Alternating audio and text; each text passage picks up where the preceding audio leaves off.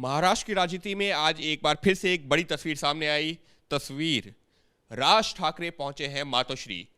13 साल बाद, बाला साहेब ठाकरे की मृत्यु के 13 साल बाद राज ठाकरे उद्धव ठाकरे को जन्मदिन की बधाई देने के लिए मातोश्री पहुंचे हैं और ये अपने आप में कई तरह की चर्चाओं को भी जन्म दे रहा है, क्योंकि कुछ दिनों पहले राज ठाकरे और उद्धव ठाकरे एक सार्वजनिक मंच पर सामने आए थे और अब राज ठाकरे का मातोश्री पहुंच करके उद्धव ठाकरे को जन्मदिन की बधाई देना। क्या कुछ चल रहा है महाराष्ट्र में, इस पर जब बात करते हैं हम डॉक्टर दिनेश शर्मा से, बीजेपी सांसद।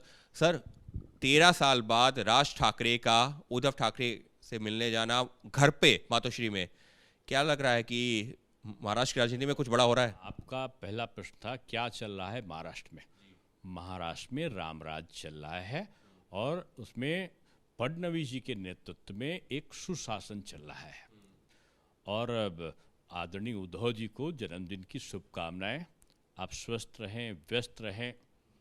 आप जो विभिन्न प्रकार का जो आपके राज्य में जब आप थे तो सुंदरकांड का और हनुमान चालीसा का पाठ बंद हो गया था।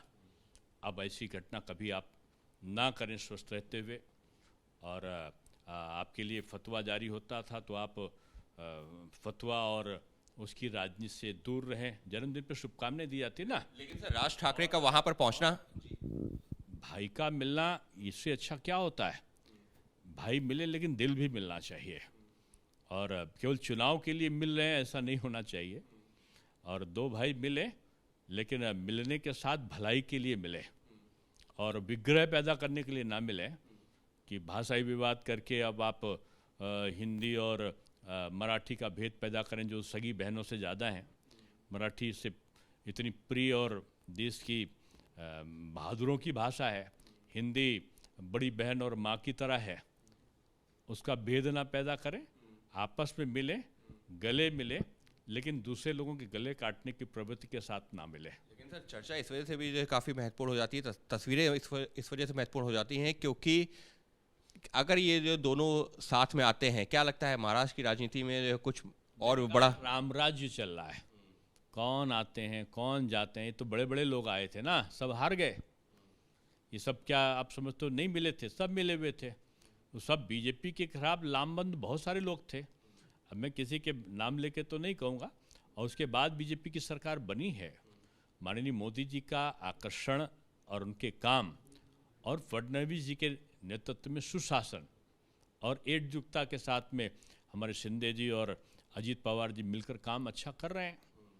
तो अब कोई मिल जाए, कोई अलग हो जाए, इसका महाराष्ट्र की राजनीति पे प्रभाव नहीं पड़ना पड़े।